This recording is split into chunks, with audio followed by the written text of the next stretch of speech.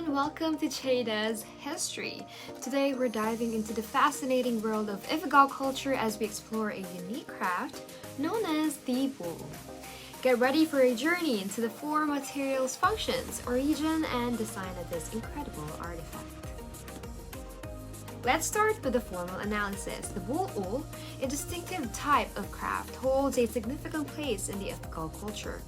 Carved from wood, it takes on the form of a human figure with remarkably unrealistic features, making it stand out among traditional crafts. The form or type of this craft is referred to as bulul. Imagine a wooden sculpture typically depicting a seated human figure. What makes it truly captivating are the exaggerated features that give it a unique and almost mystical appearance. Moving on to the materials, the bulul is crafted from wood. Specifically, the artisans use wood from the nar tree. This choice is not arbitrary. The nar tree in Ifugao cosmology is associated with health, happiness, and prosperity. So, the very material of the bulul carries a symbolic significance in the crafting process. Speaking of agricultural, let's talk about the origin and place of the bulul. These remarkable sculptures hail from the province of Ifugao in the Philippines. Ifugao is nestled in the northern part of Luzon, a region known for its breathtaking landscapes and, of course, the iconic rice terraces that have become synonymous with the Ifugao people. Now, let's focus on the design of the bulul. As we mentioned earlier, the craftsmanship involves creating a human figure with intentionally unrealistic features. This design choice isn't just for artistic flair, it carries cultural and spiritual significance. The exaggerated features and symbolic patterns add layers of meaning, connecting the bulul to the spiritual beliefs and traditions of the Ifugao people.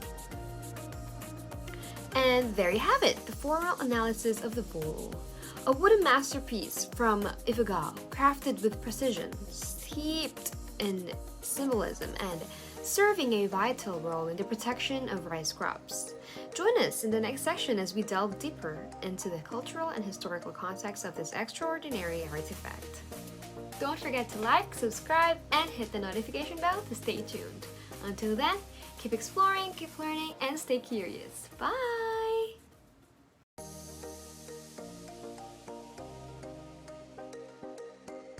And welcome back to Chae's History.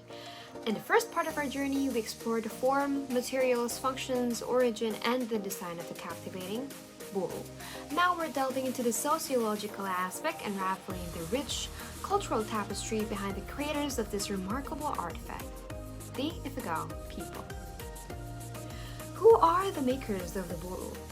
The answer lies in the hands of the Ifugao people, a fascinating tribe of wet rice agriculturalists residing in the mountainous area of northern Luzon, Philippines. But their identity goes beyond just being artists.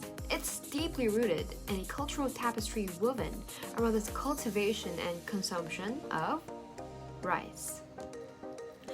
To understand their role as makers, we must immerse ourselves in the Ifugao culture, where rice is more than a staple. It's a prestige crop. Their social fabric is intricately woven with elaborate rice culture feasts. These feasts are not just about food, they are ceremonies deeply linked with taboos and intricate agricultural rites that span from the cultivation of rice to its consumption. But what makes the Ifugao unique? As a group of wet rice agriculturalists, they mastered the art of cultivating rice in the challenging terrains of the northern Luzon mountains. Their practices, passed down through generations, involve sophisticated agricultural techniques that have made them prosperous stewards of the land. Let's explore some distinctive cultural characteristics of the Ifugao people. Although they are of Malay stock, their language is Austronesian, much like their neighbors. However, they've developed unique cultural traits that set them apart. These characteristics are evident in their customs, traditions, and the artistry we see in the creation of the bulul. As we wrap up this sociological analysis, we've glimpsed into the world of the Ifugao people, the proud makers of the bulul. Their identity is intertwined with the rice fields, the elaborate feasts, and the intricate agricultural practices. In the next section, we'll dive even deeper into the historical perspective, uncovering the roots that have shaped the Ifugao culture over the centuries. Don't forget to like, subscribe, and hit the notification bell to stay tuned. Until then, keep exploring, keep learning, and stay curious. Bye!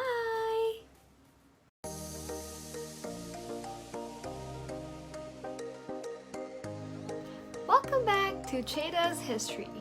In the last segment, we explored the sociological aspects of the makers of the Bulul, the Ifugao people. Now let's journey deeper into history, unraveling the rich tapestry that has shaped the Ifugao culture over the centuries. To truly understand the Bulul, we must delve into the historical context of the Ifugao people. Imagine for over 2,000 years, they thrived as one of the most sophisticated highland plutocracies in their entire Philippine archipelago. This wasn't just a community, it was a state led by a council of elders ruling with peace and prosperity. This plutocracy brought about not only peace but also incredible agricultural advancements. The Ifugao people were pioneers in the field, introducing the best agricultural technology in Asia at the time. The most enduring symbols of their ingenuity? The massive rice terraces that grace the province and stand as a testament to their agricultural prowess. Rice, considered a prestige crop, became the focal point of Ifugao culture. Their way of life revolves around it. The Bulul, serving as guardians of rice crops, is deeply intertwined with the cultural significance of rice.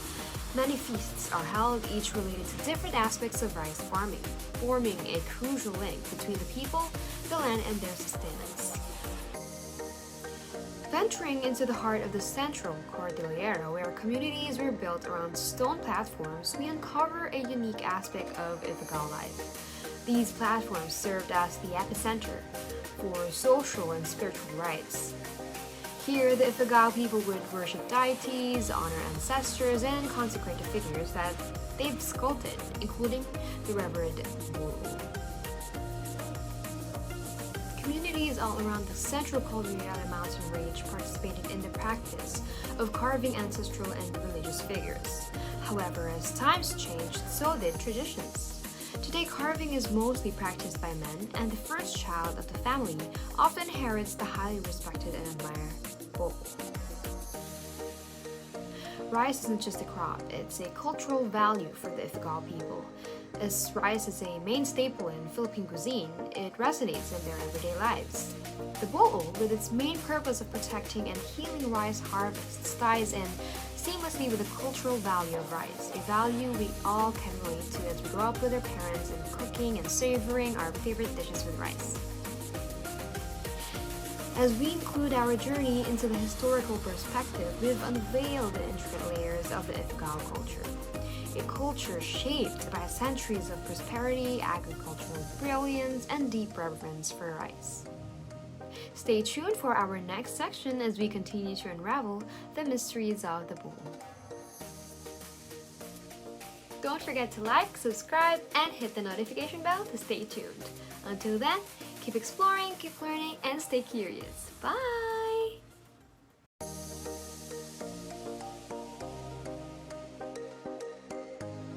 Welcome back to Chae's History.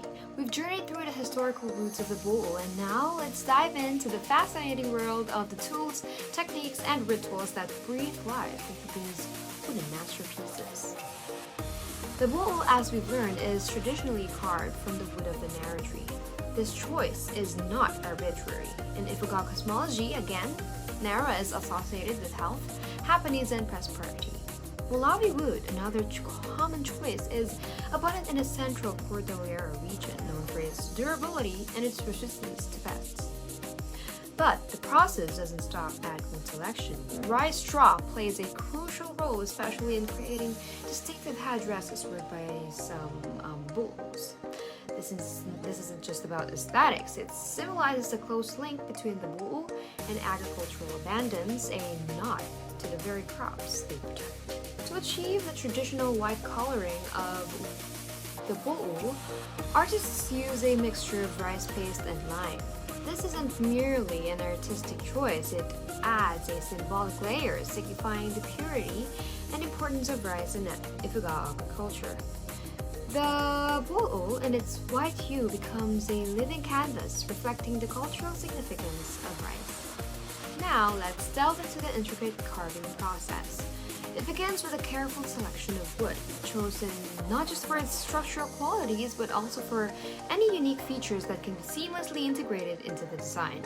The actual carving is a meticulous craft involving traditional tools wielded with precision and care.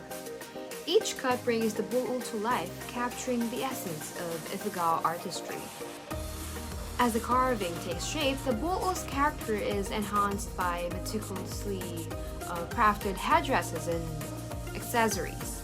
These elements, crafted separately, are then attached to the sculpture, adding layers of cultural and artistic richness.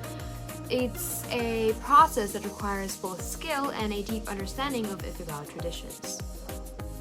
But the journey of the Bulul isn't complete without a ritual blessing.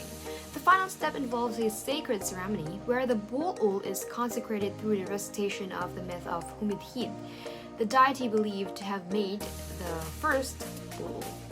This ritual isn't just a formality, it's essential to invite the spirits to inhabit the sculpture and fulfill its role as a guardian of tradition and prosperity.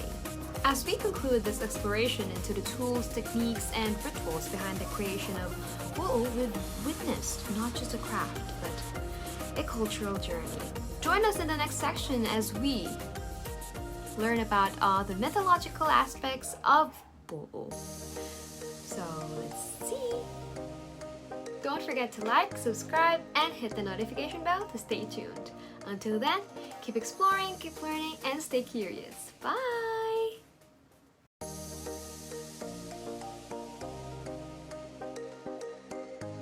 Welcome back to Chae's History. In our journey through the creation of the Bulul, we've unraveled the tools and techniques. Now let's delve into the spiritual realm, exploring the beliefs, rituals, and practices of the Ifugao people that breathe life into these wooden guardians.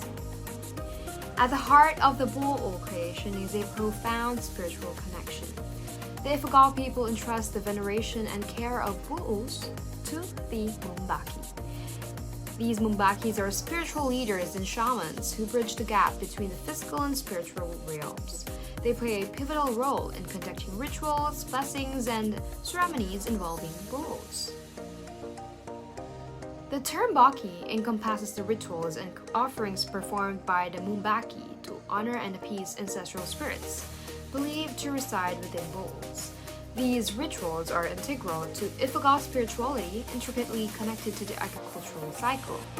Offerings of rice, native chicken, and other agricultural products are made to the Bululs, seeking blessings for a bountiful harvest. Bululs, as guardians of the land and harvest, symbolize prosperity for the Ifugao people. The Mumbaki's chants and invocations during Baki rituals are believed to communicate with ancestral spirits within the Bululs, strengthening the bond between the living and the spiritual world. These rituals reinforce the Bulul's role as protectors and ensure the prosperity of the Ifugao people.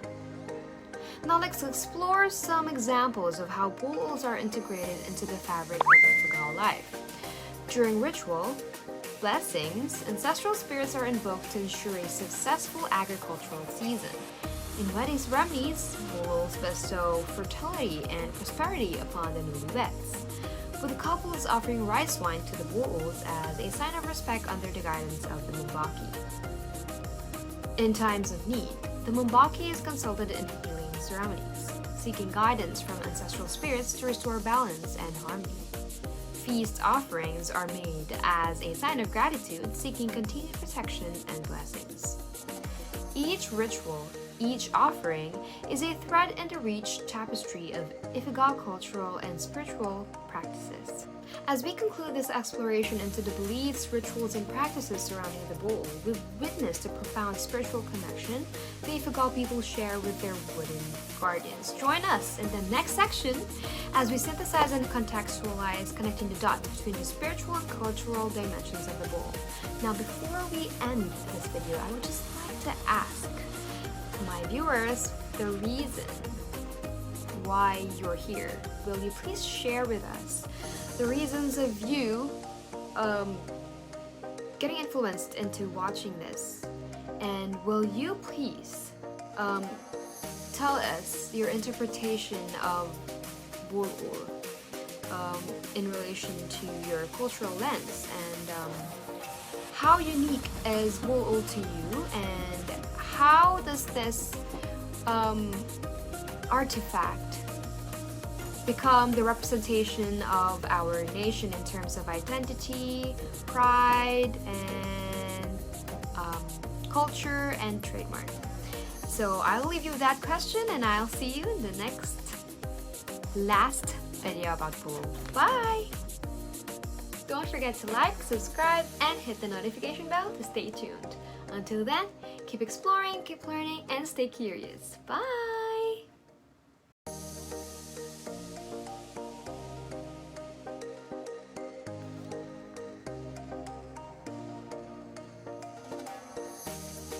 Hi, welcome back to our last video for Chae's history. Artifacts version Bulul. Okay, so today we'll be doing the synthesize and contextualize part of our series, because we've already covered everything, so this is what we're gonna do. So I have selected two people to share me their thoughts about the questions I presented last time. So I have chosen Agatha, Deladia, and Mr. Clarence, Prades. So to reiterate, the questions I have presented last time is explain the reasoning and possible influences for choosing this artifact. So for me,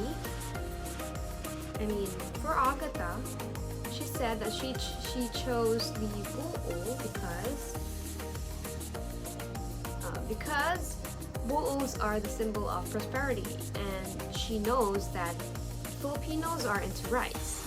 The artifact is a way of showing how abundant and how the rice can be a highlight of the central role of the Filipino economy. She also said that it can be a bridge of the spirits whom they believe as the guardians in the rice fields. Clarence said that he has chosen Bulul because of its significance in the Ifugao beliefs related to rice and farming. He also said that Bulul plays a vital role in ceremonies, highlighting the importance of agriculture. Now, for the next question, is connect your interpretation of the artifact to your cultural lens. So, Agatha said, connecting the artifact through spirituality and to the nature. Spiritual as it is because it symbolizes the fertility and protection of rice.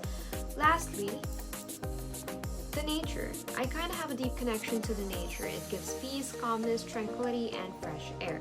So knowing the Bululs can also be a nature guardian is a click for me. Clarence said that the Bulul represents strong ties to nature and farming. He also said that it anchors Ifugao culture in both practical and spiritual ways through ceremonies. For the third question, what is it with the uniqueness of the artifacts that you really liked? Agatha said, for me, the uniqueness comes from the artifacts. The uniqueness comes of the artifact is the role itself and the way it is carved, and often has a ritual before they display it on the field. Clarence said, with its distinct squatting figure, the Bulul stands out, serving as a unique link between the Ifugao people and their cultivated land. And for the last question, what is it with the artifact that represents the culture of the nation, its identity, trademark, and pride? Well, Agatha doesn't seem to have an answer for that, but Clarence has, and his answer says, Beyond an artifact, the bull symbolizes Ifugao identity, practices, and the importance of agriculture, contributing to their pride and cultural heritage. Well, if you were to ask me, I guess my answer would be that, to summarize everything, Bulul is more than just a wooden sculpture. It's a guardian, a storyteller, and a cultural emblem. So this was carved with precision from wood. It stands as a timeless symbol of the Ifugao people's connection to their land, their history, and their spiritual beliefs. So the next time you encounter a Bulul, remember you're not just looking at an art. You're witnessing a piece of living history. So I guess that's all for our Bulul series.